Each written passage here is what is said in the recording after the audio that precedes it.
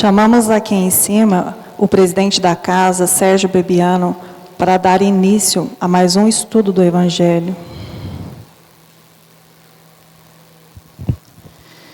Muito bem, meus queridos e queridas, uma boa noite a todos e a todas.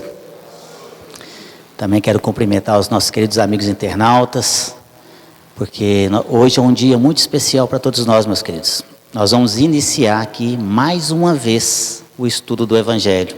Por que mais uma vez?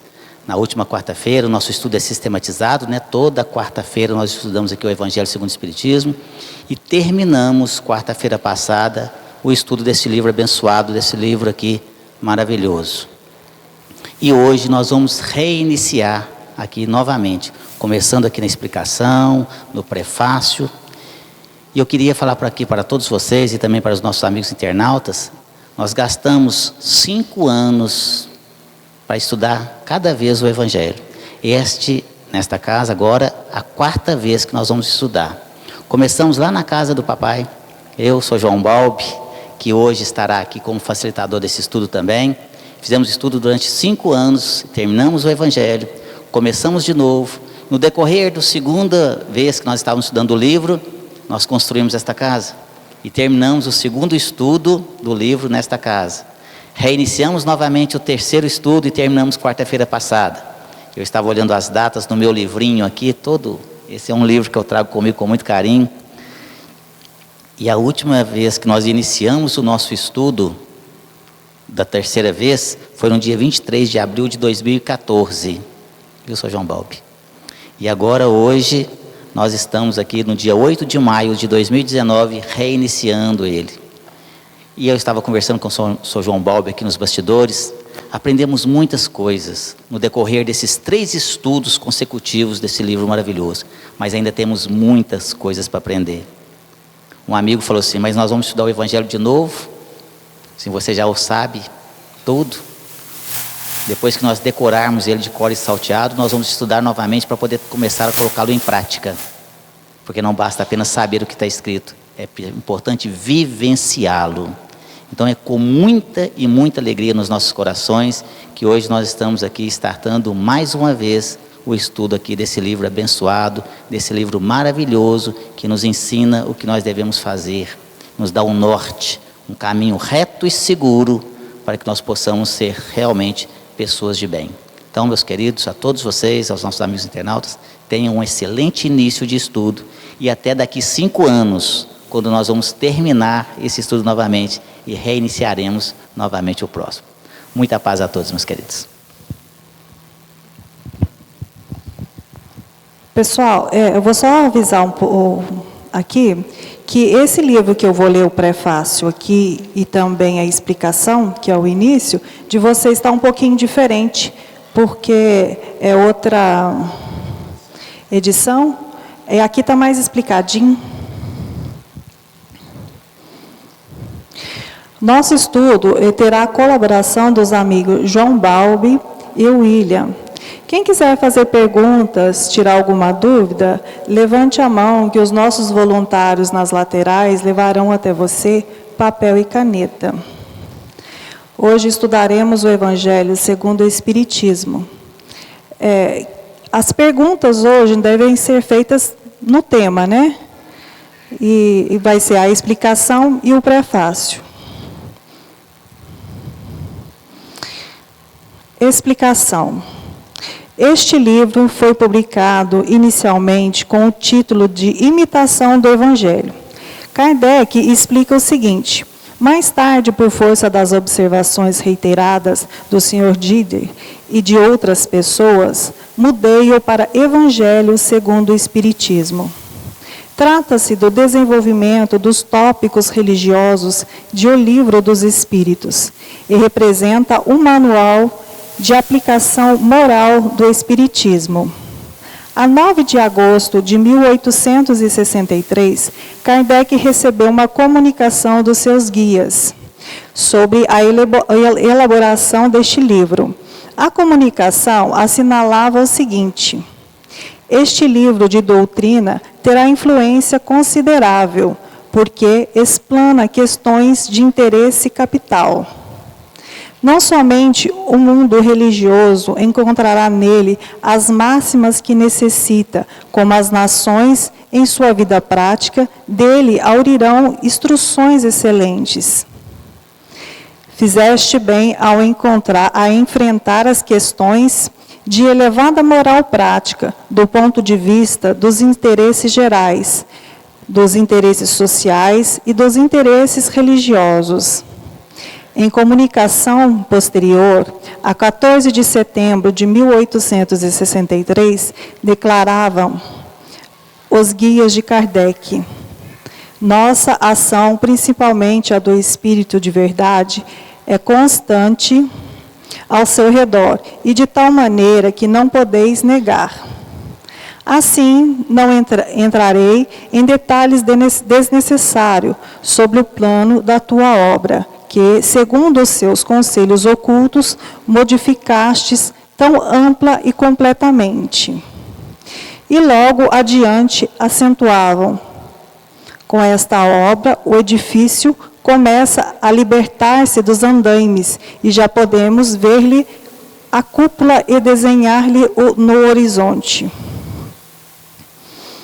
Estas comunicações, cuja leitura completa pode ser feita em obras póstumas, revelam-nos a importância fundamental de O Evangelho segundo o Espiritismo.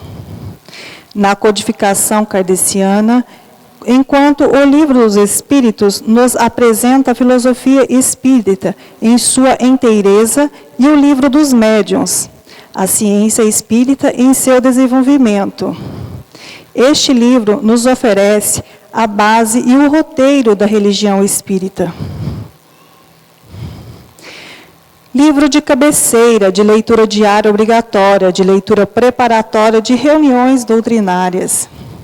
Deve ser encarado também como livro de estudos, para melhor compreensão da doutrina. A comunicação do Espírito da Verdade, colocada como prefácio, deve ser lida atentamente pelos estudiosos, pois cada uma de suas frases tem um sentido mais profundo do que parece a primeira leitura. A introdução e o capítulo 1 consistem verdadeiro estudo sobre a natureza, o sentido e a finalidade do Espiritismo. Devem ser estudados atenciosamente e não apenas lidos. Forma uma peça de grande valor para a verdadeira compreensão da doutrina. O prefácio. Os Espíritos do Senhor, que são as virtudes dos céus, como imenso exército que se movimenta, ao receber a ordem do comando, espalham-se sobre toda a face da terra. Semelhante a estrelas cadentes, vêm iluminar o caminho e abrir os olhos aos cegos. Eu vos digo em verdade que são chegados os tempos em que todas as coisas devem ser restabelecidas no seu verdadeiro sentido, para dissipar as trevas, confundir os orgulhosos e glorificar os justos. As grandes vozes do céu ressoam como um toque da trombeta, e os coros dos anjos se reúnem. Homens, nós vos convidamos ao divino concerto, que vossas mãos tomem a lira, que vossas vozes se unam e no hino sagrado se estendam e vibrem, de um extremo do universo ao outro. Homens, irmãos amados, estamos juntos de vós. Amai-vos também uns aos outros e dizei do fundo do vosso coração, fazendo a vontade do Pai que estás no céu: Senhor, Senhor, e podereis entrar no reino dos céus. O Espírito da Verdade. Para os esclarecimentos da leitura, com a palavra os amigos João Balbi e William. Um grande abraço a todos os amigos aqui presentes. Os meus respeitos aos nossos internautas. Estamos aqui para essa função de facilitador do entendimento dessa obra tão maravilhosa, que é a base do edifício, igual colocou ali na explicação, da doutrina espírita. Porque, como nós sabemos, o Kardec, como comentou aqui o nosso companheiro William, A parte científica dele era muito, ele era um cientista, né? Era um pesquisador, mas certamente com a colaboração, com a intuição e mesmo com o mandamento do Espírito Verdade, que comandou a doutrina espírita, né? A codificação toda, através do Kardec e de seus médios, eles colocaram para o Kardec que a base, não é isso, da doutrina espírita seria, e como é, o Evangelho de Jesus, né? Mas o Evangelho de Jesus, na minha opinião pessoal, consta na Bíblia, os 4 evangelhos, são muito difíceis de a gente colocar em prática, porque não entende ele direito. Para a gente colocar alguma coisa em prática, nós temos que entender. E o Evangelho, de acordo com o Espiritismo, ou segundo o Espiritismo, que é a mesma coisa, nos dá uma visão muito mais real do que Jesus veio aqui nos ensinar. A diferença muito grande que existe entre o Evangelho de acordo com o Espiritismo e o de acordo com João, Mateus, Lucas, né? É que o Evangelho, segundo o Espiritismo, ele não enfatiza muito a parte milagreira de Jesus. Enfatiza mais a área mais espiritual, para que a gente entenda, né, o problema que a gente tem de estar aqui encarnado. O que nós viemos fazer aqui, né? A grande maioria, infelizmente, da humanidade, a gente não tem uma noção assim mais profunda do que seria uma reencarnação nossa aqui. 1 minuto que a gente perde, não é isso? Com coisas supérfluas, fúteis, são anos e anos que a gente tem que recompor, não é isso? Porque a justiça divina é muito diferente da justiça humana. A justiça humana nos julga pelo erro, e a justiça divina nos julga também pelos acertos, erros e acertos, é uma média, né? Então, é muito diferente, nós temos um equilíbrio maior para entender. Você quer fazer algum comentário, William? Essa parte, boa noite a todos, boa noite aos internautas, a satisfação estar aqui, boa noite, Sr. João Balbi. E é muito gostoso começar a estudar o Evangelho, porque começando do começo, a gente começa a entender um monte de coisas. O Evangelho de Jesus, seja na Bíblia, né, nas Escrituras, ou no Evangelho segundo o Espiritismo, ele nos dá uma noção histórica muito boa, né? E quando Kardec propõe essa explicação, é interessante ele falar assim: por que eu comecei a chamar esse livro de imitação do Evangelho? Kardec era uma pessoa muito culta, né? Era uma pessoa que antigamente a gente falava assim de catedrático, né? Era o dono da cátedra, e hoje seria o PhD. É uma pessoa muito culta, muito preparada, treinou muitos professores. Então, mesmo essa pessoa tão conhecida e tão letrada, usou da humildade de falar assim: não, é um livro que nós estamos fazendo com todo auxílio dos espíritos, dos entes espirituais, dos mentores, mas o Evangelho é principal. Por isso que já começou com a humildade, imitação do Evangelho. Mas depois essa humildade poderia ter sido mal interpretada, por isso que houve a mudança de nome, o Evangelho segundo o Espiritismo, ou seja, uma narrativa um pouco mais objetiva e científica, como o Sr. João falou, né, a respeito do Evangelho de Jesus. Muito difícil de ser praticado, tanto que nós estamos sabendo desse Evangelho há mais de 2000 anos, nós não conseguimos praticá-lo, nós não conseguimos, porque nas relações pessoais nós deixamos a desejar. Às vezes a gente trata mal as pessoas que a gente ama, que dirá as pessoas que a gente não tem tanto relacionamento, tanta afinidade. A gente estava falando no programa da AME, recentemente, Sr. João, que a gente precisava ter algumas matérias, desculpe, diferentes na escola. Por que não aprender fraternidade? A gente não sabe o que é fraternidade. E se o pai ou a mãe da gente tem muita dificuldade, por exemplo, de trabalho, financeira e tudo mais, e não tem tempo e nem a orientação para nos passar isso, nós passamos a vida inteira sem saber que é fraternidade. Olha o relacionamento humano aí degringolando, não é verdade?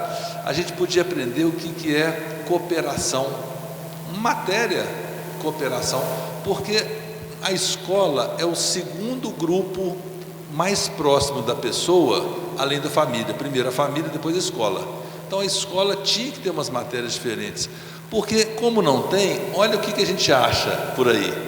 A gente vê, vai no médico,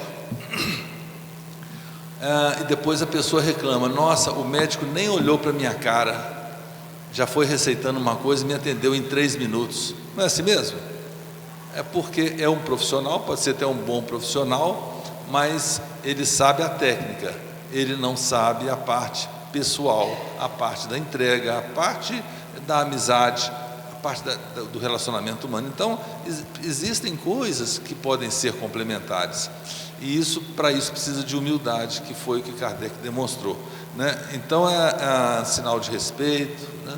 Então, sobre essa parte inicial, eu acrescento isso, Sr. João, e acho que é de extrema valia, porque sem evangelho, que a gente não consiga praticá-lo 100%, mas sem ele como norte, nós nos damos muito mal na vida. A gente vai se basear nele o tempo todo, vamos errar, mas pelo menos vamos tê-lo como norte, como referência, como um parâmetro, como uma sinalização, porque senão nós vamos cada vez errar mais. E aí, quando a gente erra durante muitos anos, quando a gente faz inimigos, né?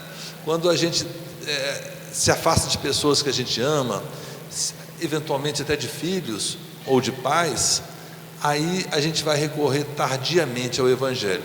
Ainda é bom, mas se a gente começar desde antes, por isso que as casas espíritas têm o trabalho com a mocidade, tem o trabalho nos grupos de jovens, os grupos de estudo, né? Mas é bem importante essa explicação que o Kardec realmente dá.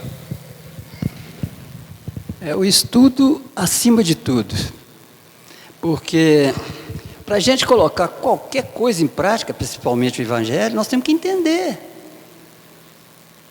E para entender, nós temos que nos reunir, estudar em grupo. O estudo em grupo é a coisa mais maravilhosa que já foi inventada, entendeu? Sozinho a gente consegue, mas em grupo, entendeu? A gente amplia muito o nosso entendimento, entendeu? Porque cada um está num patamar, é isso, de entendimento. Então, uma pergunta que parece tola para uns, para outros é muito importante. Eu estava ouvindo aqui com muita atenção a nossa Ana Maria falando, essa exortação que o Espírito de Verdade, para quem não conhece, é um Espírito que colocou, que chama de verdade, mas é um Espírito que comanda, junto com Jesus, o planeta Terra inteiro. Por isso que ele não se nominou, deu esse codinome só, certo? E ele coloca ali nessa exortação que todas as coisas devem ser restabelecidas. O que quer dizer isso, hein? Para me restabelecer alguma coisa, é porque ela não está boa, não está explicável, não está entendível. E o Evangelho, segundo o Espiritismo, ele veio exatamente nos esclarecer sobre isso. E não foi um espírito só. Centenas de espíritos aí que realmente elaboraram esse livro maravilhoso, que nos deu uma visão muito melhor do que os evangelhos que estão colocados na Bíblia, né? Muito melhor, porque ali a gente pode reparar, eu tenho um defeito muito grave, sabe? Eu sou muito questionador. Se eu não entender uma coisa, eu não fico satisfeito, então eu tenho que entender aquilo. Então, desde pequeno, eu fui criado, eu já nasci numa casa espírita, é isso, apesar de ter 85 anos, eu já nasci numa casa espírita. Então, minha responsabilidade é muito grande, né? Então, eu fui sempre estudando, mesmo desde pequeno. E eu não conseguia, entendeu? Relacionar certas coisas que estão contidas nos evangelhos da Bíblia, entendeu? Com a personalidade de Jesus. Eu falei, gente do céu, tem uma passagem, né, que fala que o Satanás, o diabo, o capeta, seja lá o que for, pegou Jesus e levou ele para o pináculo do templo e 40 dias no deserto. Eu falei, nossa senhora, se esse homem tem condição de pegar Jesus e fazer isso com ele, comigo então, eu fiquei doido. Eu falei, isso aqui, ou foi uma excrescência que está aqui, uma interpolação, ou uma tradução diferente, entendeu? Porque não pode, não coaduna com Jesus. Outra coisa também que eu fiquei implicado, é que diz que Jesus chegou no pátio lá do templo, lá em Jerusalém,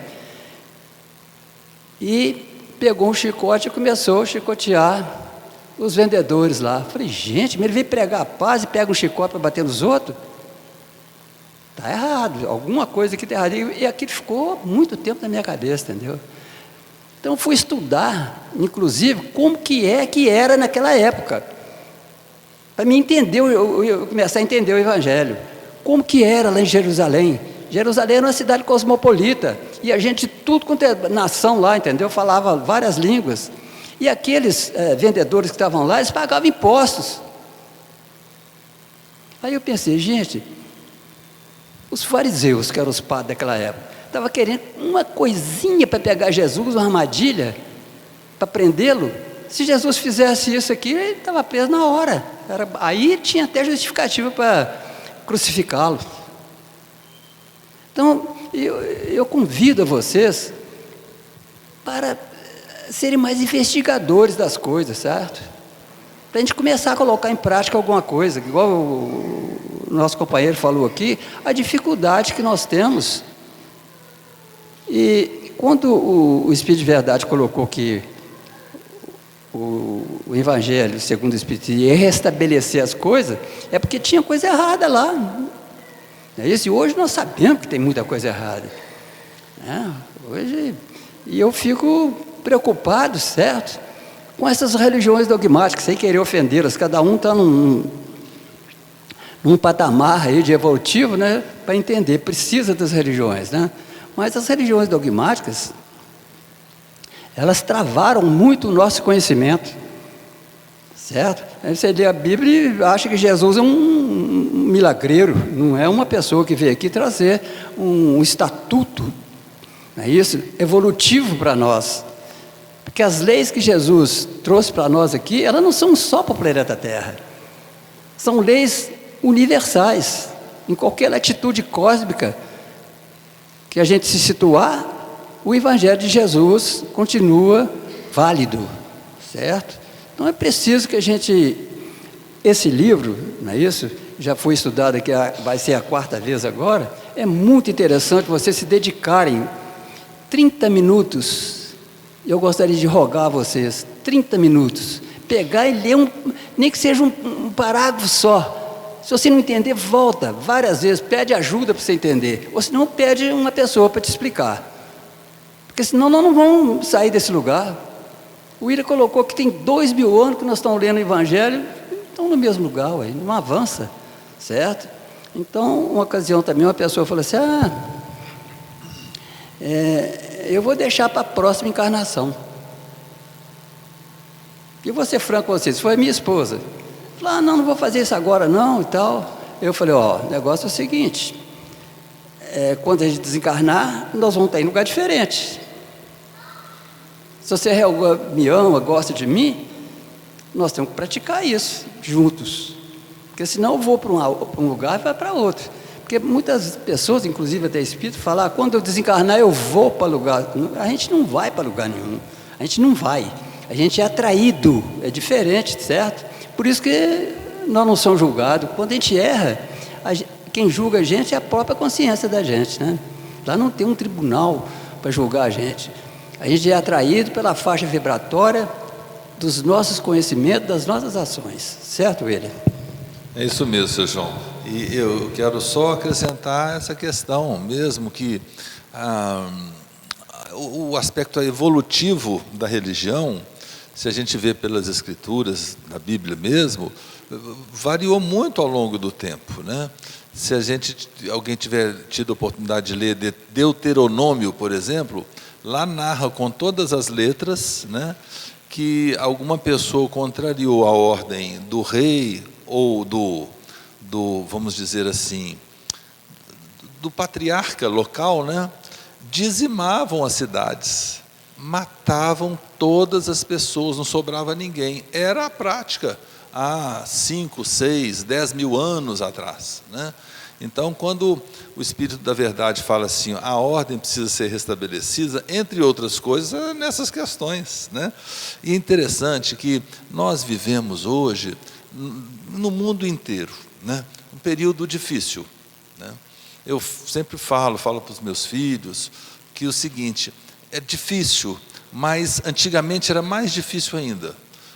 O Sr. João, nos cursos dele, eu tive a oportunidade e a satisfação de fazer, ele falava o seguinte, e quando não existia fogão elétrico, e nem o fogão comum, a pessoa, para esquentar uma água, até pegar lenha, até fazer o fogo, isso aí era uma manhã, às vezes, dependendo se o tempo estivesse frio, se estivesse chovendo, né? Então, hoje a gente tem uma facilidade, Sr. João, com um clique, a gente já tem a chama e pode fazer um monte de coisas e muito rapidamente. Então, essa evolução toda que a gente experimenta, a gente tem que deixar um espaço para a gente mergulhar no Evangelho, um espaço de tempo, que seja meia hora por dia, que seja 15 minutos por dia, né? Nós propusemos sempre uma meia hora por semana, que é exatamente o culto do Evangelho no lar, nós falamos isso. Mas eu queria falar na parte do Espírito da Verdade, não sair do tema, que é o seguinte, o Espírito da Verdade fala o seguinte, os Espíritos do Senhor vêm iluminar o caminho.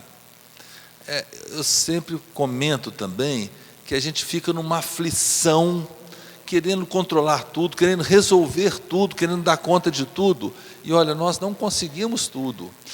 Nós conseguimos controlar, já comprovaram isso, 10% das coisas que nós tentamos controlar, mas nós preocupamos com 100%. Só não conseguimos, às vezes, 10% controlar. Então, a gente está preocupando além da conta. Então, algumas coisas, por mais que a gente considere relevante, a gente tem que contar mesmo com os Espíritos do Senhor. Nós não estamos sozinhos. Mas eu esperei e não aconteceu. Esperar, se a gente fizer a nossa parte, vai acontecer. Mas vai acontecer no tempo de Deus mesmo, no tempo da espiritualidade, no melhor tempo para nós, que não necessariamente é o tempo que a gente pensa que é. E aí eu remeto aqui essa questão do trabalho. Às vezes a pessoa está desempregada, né? Ou às vezes a pessoa não passou no vestibular, ou às vezes a pessoa não encontrou a amada ou o amado ainda como ele gostaria, lembrando sempre que o ideal não existe, né? Então, vamos lembrar que os Espíritos de Deus estão conosco, como o Espírito da Verdade falou. O Espírito da Verdade teve uma psicografia no começo do século passado, por volta de 1920, uma psicografia que foi, me parece que na França, e que o espírito que escrevia era o espírito de Hahnemann, que tinha desencarnado há cerca de 50 anos. E esse espírito Hahnemann falou que o Espírito da Verdade era Jesus. Eu achei tão bom, sou João Balbi, sublinhar aqui que o Espírito da Verdade trabalha junto com Jesus em prol, né, do nosso planeta. Porque existem até algumas obras espíritas que falam que é a mesma pessoa. Mas a gente sabe que foi por causa dessa psicografia que acabou algumas pessoas entendendo que são. Mas, enfim, o convite que o Espírito da Verdade faz é para a gente andar junto. E andar junto significa o quê? Tentar pensar mais ou menos as mesmas coisas. Eu tenho algumas necessidades, aquela moça tem, aquele rapaz tem, aquela outra pessoa também tem. Então nós temos que pensar que a gente é igual nesse sentido, porque assim, somos todos iguais perante Deus. Em que sentido? Nesse sentido.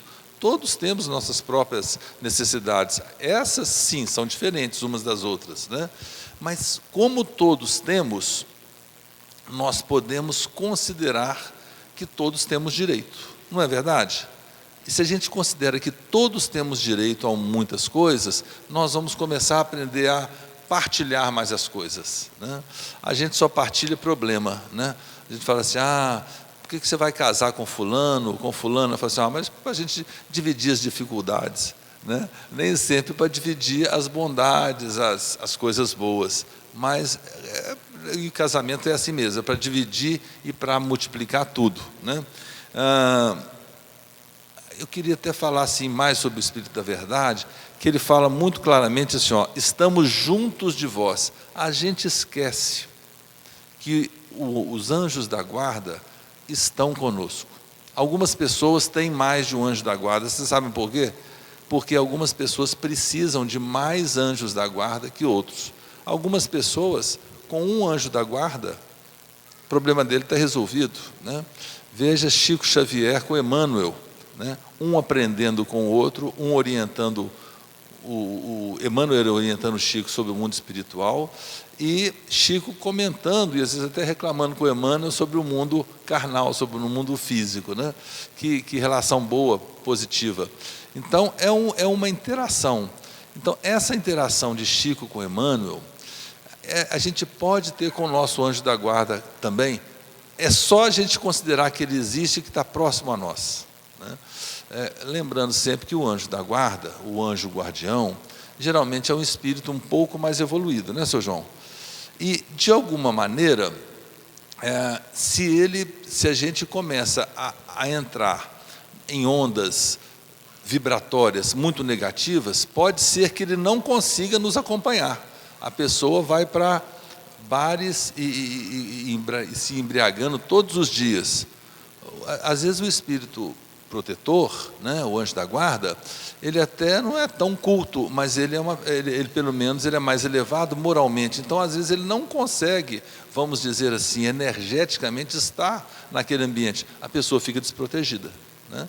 Então, tem essas questões. Então, a gente tem que considerar que o anjo da guarda está conosco. E quando a gente frequenta lugares e ler coisas, e ver em televisão, internet, coisas positivas, nós também estamos cuidando do nosso anjo da guarda, porque nós não estamos colocando para ele situações desagradáveis, situações que demandariam muito esforço e muita dificuldade para ele. Então, esse entrosamento com o nosso anjo guardião, né, que o Espírito da Verdade fala, estamos com você, a gente tem que acreditar nisso, porque é muito lógico e é muito positivo a gente considerar a presença de Deus através dos nossos anjos guardiões. E essa é parte da fala do Espírito da Verdade, né? Vou passar para o Sr. João, até porque também chegou uma pergunta, e ele às vezes complementa um pouco sobre o que o Espírito da Verdade falou. A pergunta que nos foi dirigida é o seguinte: por que os espíritas dizem que o espiritismo é a terceira revelação? A revelação em si, desde que nós passamos da animalidade para a hominalidade, quando nós começamos a ter o pensamento contínuo, a espiritualidade que comanda o planeta Terra tem nos enviado milhares de missionários aqui para nos ajudar. Nós nunca estivemos sós, nunca. E é claro que eu vou colocar aqui que Moisés, Jesus, não é isso? E a doutrina espírita, né? Com primeira, segunda e terceira revelação. Mas eu devo declarar aqui que muito antes, não é isso, de Moisés, já havia missionários aqui em todas as áreas do planeta. Porque nós, quando falamos em planeta Terra, a gente fica muito focalizado geograficamente aqui na parte ocidental. O Oriente é muito mais antigo do que nós em todas as áreas. Toda a vida lá teve. Pessoas que vieram para exemplificar o modus vivendi daquela região, entendeu? Um oriental, se ele vier aqui, ele fica abismado com as nossas atitudes, porque eles são completamente diferentes de nós, entendeu? Eles pensam para fazer a coisa e nós não pensamos para fazer. Quando a gente faz, depois é que vai pensar. E se a gente tiver feito errado, problema sério, né? Então, eu gostaria de acrescentar aqui, nessa pergunta, é que a humanidade nunca teve desamparada. Nunca. Lá no Oriente, por exemplo, vieram muitos missionários, né? Veio Buda, né? Rofi, veio Rama, Krishna, Hermes lá no Egito, Antúlio, foi lá da Atlântida, um espírito super adiantado, que era considerado o príncipe da paz. O Moisés, quando veio aqui, que nós conhecemos como a primeira revelação, ele veio trazer a lei de justiça, não é isso? Os 10 mandamentos. Pensa bem, dos 10 mandamentos, é não tudo, não matará, não roubará, tudo é não. Aí veio Jesus e veio pregar o quê? A lei do amor, não é isso? Nós temos que nos amar. Então, modificou tudo. E o Espiritismo, como terceira relação, ele veio nos trazer a lei do dever, da responsabilidade. Olha só, nós temos responsabilidade sobre os nossos atos. Antigamente, eu fiz um tanto de pecado, vou lá no padre, confesso, liquidou, passa uma borracha. Se fosse assim, qual que era a vantagem da pessoa ser boa? Porque é muito mais fácil você ser negativo, ruim, do que ser bom. Ser bom é difícil. Então, na minha opinião, e no meu raciocínio, o Espiritismo veio aclarar essas coisas para nós. O Espiritismo, para mim, é um facilitador para nós vivermos melhor, ter uma vida melhor. Porque nos traz responsabilidade. Falou, você fez isso aqui, minha filha, está na sua conta.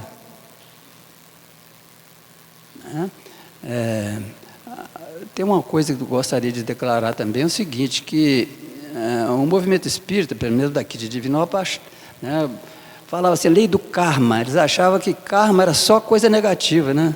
Mas tem o karma bom. Quando você faz coisa boa, não é isso? Igual eu coloquei aqui que a justiça divina é diferente da humana, exatamente por isso. Você errou, não é isso? Mas fez muita coisa boa, aquilo é levado em conta. Pesa na balança. É como se fosse uma contabilidade. Você tem o quê? Crédito, débito e saldo. Simples assim a justiça divina, viu? Então, a gente fica pensando que nós ficamos, né, com viseira, né, igual animal que o burro usa, né, pé viseira assim, ó. O horizonte nosso era só muito pertinho assim, entendeu? Porque nós crescíamos horizontalmente. E o Espiritismo nos ensina a crescer verticalmente. Ó, a minha visão aqui é melhor do que as suas, porque tem uma diferença aqui, uns 80 centímetros aqui, a minha visão aqui abrange todo mundo. Se eu ficar lá em cima do telhado aqui, eu vou enxergar Divinópolis inteiro. É isso aqui, evoluir. É crescer em todas as áreas. Então fica aí a explicação que eu dou conta de dar, por que o Espiritismo é considerado a terceira revelação, e se o companheiro William quiser acrescentar alguma coisa, fica à vontade. Realmente não tem como, não precisa acrescentar nada, eu quero só comentar, dentro do que o Espírito da Verdade falou, e que o senhor João comentou, Como que nós podemos ter responsabilidade sobre os nossos atos? Nós precisamos internalizar que a gente está protegido por anjos da guarda mesmo, né? Os anjos do Senhor, como falou o Espírito da Verdade, e tomar algumas atitudes que nós não adotamos antes. Atitudes mais positivas, mais objetivas e mais claras. Às vezes eu falo assim, olha, o meu vizinho põe som muito alto. Você já conversou com ele? Já 10 vezes, não adianta. A gente tem que recorrer à polícia, né? Às vezes ao judiciário, não é verdade? Então, às vezes a gente pode juntar outras pessoas e falar assim, olha, essa pessoa está incomodando, nós podemos fazer uma ação conjunta, então? Aqui em Divinópolis, eu moro aqui há alguns anos, tem 15 anos, essa história de som, de barulho, é recorrente, né? E a Polícia Militar informa que isso é muito praticado aqui na cidade, que é muito difícil conter, mas eu que já morei em outras cidades, até não percebi isso não, mas aqui parece que é uma tônica. Mas a gente pode ter responsabilidade com isso, no sentido de nos organizarmos para que, sem violência, a gente consiga demover a pessoa de realizar atos que não são bons para a convivência social, né? Então, o Espírito da Verdade sempre nos avisa, olha, não estão sozinhos, não. A gente entra, às vezes, num desespero que a gente pensa que vai desencarnar no minuto seguinte, mas temos que lembrar que o nosso anjo da guarda está junto. E quanto a terceira revelação, é importante que nós vamos ter outras revelações. Eventualmente, pessoalmente, algumas revelações vão acontecer. As pessoas que eventualmente não conheciam um pouco do Evangelho, começam a se dedicar, começam a achar maravilhoso, né? A pessoa que começa a entender melhor, estava até comentando com o Sr. João sobre isso, o que é amar o seu inimigo? O ideal é não ter inimigo, né? Mas até Jesus tinha, né? Não que ele considerasse inimigos, mas os outros o consideravam inimigo. Então, o que quer dizer amar nosso inimigo? Capítulo 12º, que nós vamos estudar aqui, do Evangelho, segundo o Espiritismo, vai nos detalhar como que é amar, né? Como que eu vou considerar o inimigo um não inimigo, como que eu não vou ficar afetado com a presença, ou de alguma forma, com alguma convivência, se tiver que acontecer, com essa pessoa tida como inimigo. Então, eu penso que essa revelação, ela se fará presente em um monte de etapas. São muitas revelações. Uma é entender que a gente não precisa do inimigo. Outra é entender que, às vezes, quando não tem jeito com a pessoa mesmo, é eu que vou para outro lugar, então, para eu ter paz de espírito, né?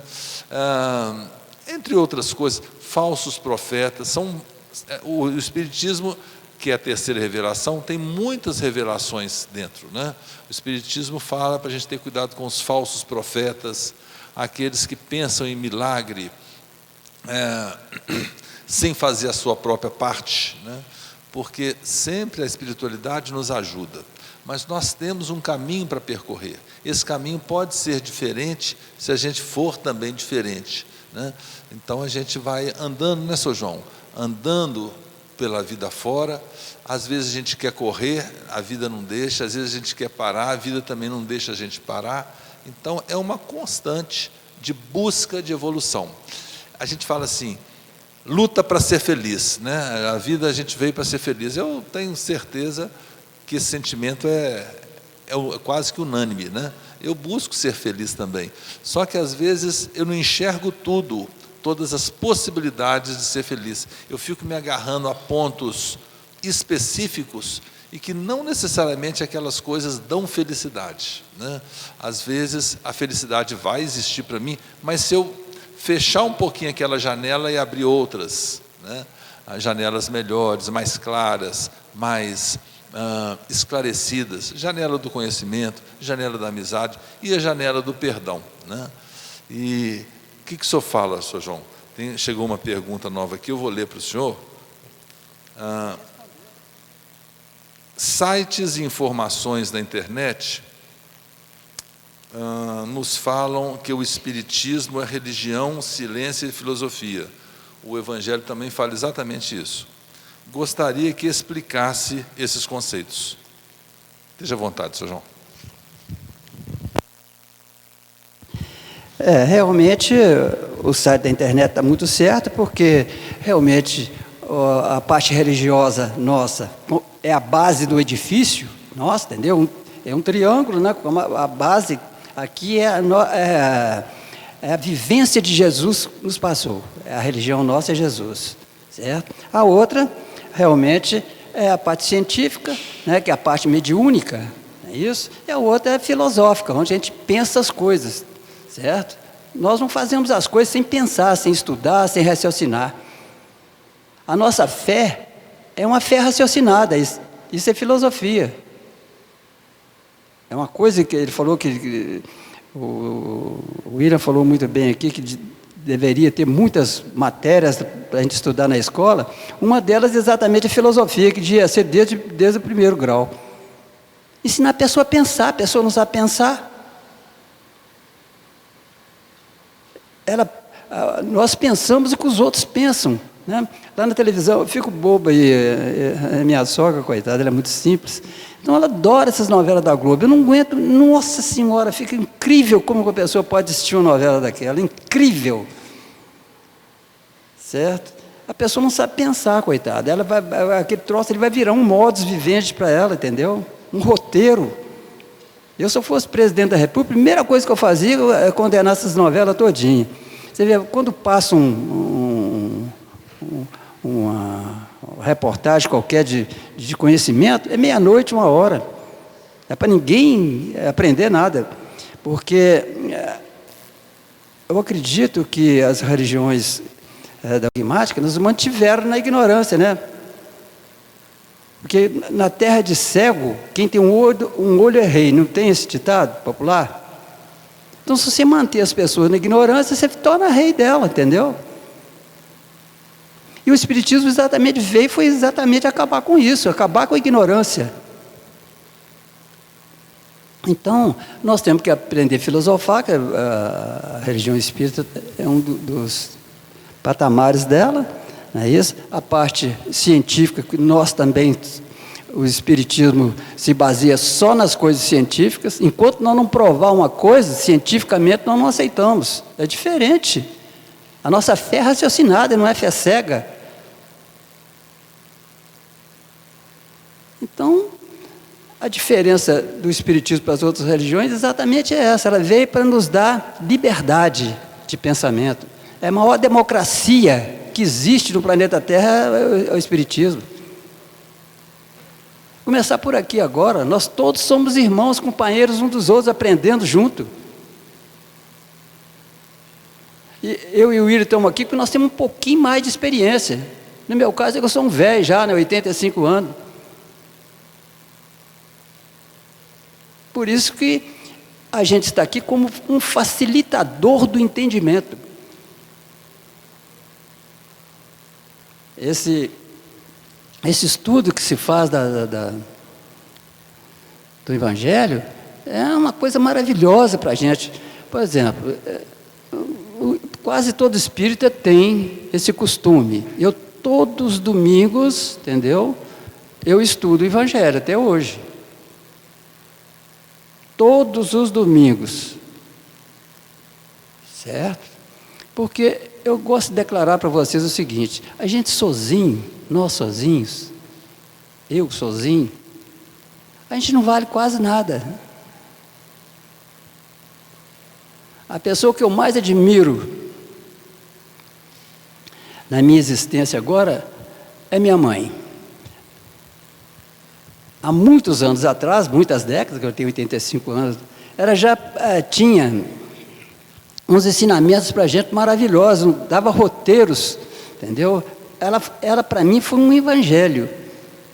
Falava, meu filho, você tem que ser um bom cidadão, tem que ser um bom pai de família, se você está aqui no Brasil, você tem que pagar os impostos todinho, entendeu? Você tem que antes tomar prejuízo do que dar prejuízo. Olha só os pensamentos que ela dava para nós. Quando você sair para fazer qualquer coisa, pede ajuda. Uma pessoa muito amiga, E mais importante ainda, os nossos amigos espirituais. Eu, quando vim para cá, vim rezando lá do meu sítio até aqui. Para me falar bobagem aqui, entendeu? E ela colocava assim, quando você for sair, entendeu? Que eu era jovem naquela época, você vai sair à noite, entendeu? Faz uma prece, pede seus amigos espirituais para te ajudar. Aí ela explicava a gente ainda, a prece é uma coisa tão maravilhosa, é a maior força que existe. A espiritualidade tem a capacidade de fazer um campo de forças em volta da gente para proteger a gente. Você vai caminhando aí e vê um bando de ladrão que eles não te vê. Parece milagre, mas não é não, isso é tudo explicado, cientificamente. Então os bons pensamentos, ela falava assim, os bons pensamentos é a maior arma que a gente tem. Não tem outro pensamento, não tem outra arma melhor. Eu acho que o nosso tempo está terminando, não? Você quer fazer mais alguma coisa? Faz alguma colocação aqui. Fazer minhas palavras do Sr. João no que tange aos pensamentos positivos. Quando a gente fala em vibração, em sintonia, se a gente se ligar a coisas boas, nós vamos propiciar acontecer coisas boas. No mínimo, aumentar bastante a probabilidade das coisas boas acontecerem. Mas se a gente já começar derrotado, se a gente já começar, não vai dar certo mesmo, olha, pode ter, nem comece, vai perder tempo, né? A gente tem que ter fé e foco.